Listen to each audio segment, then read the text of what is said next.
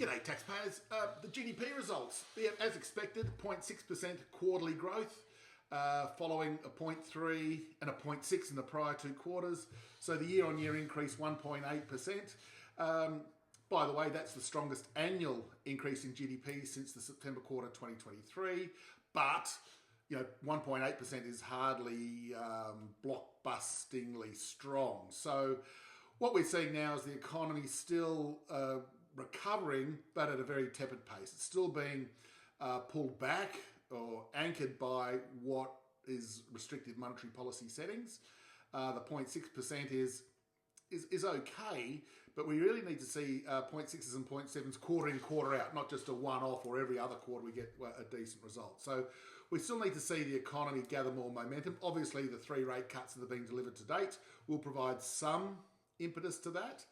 But the economy is not so strong as to deter the RBA from cutting interest rates. Again, that we've got that growth momentum sort of coming back a little bit from the private sector as the government sector pulls back. So for the productivity worrywarts out there, the folk that have got to be in their bonnet about productivity, for what it's worth, we had a 0.3% increase in productivity in the quarter.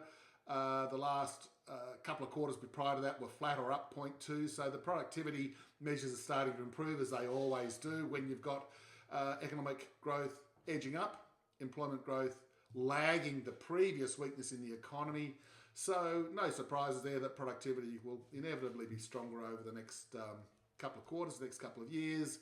And just when the RBA's revised its productivity and potential growth rate for the economy down, it looks to have been blown out of the water, although early days yet. But anyway, that's for the RBA to worry about. So in all of this, nothing standing in the way from the RBA cutting interest rates again. As I said, 1.8% GDP growth is still pretty tepid. We need a lot more impetus to get to that 2.5%, 2.75% GDP growth that we need to keep the unemployment rate in the low 4s. We're not there yet. In fact, we're still some way from it, but it is really encouraging to see the economy picking up, and let's hope it can continue. So, generally positive news and, no surprises.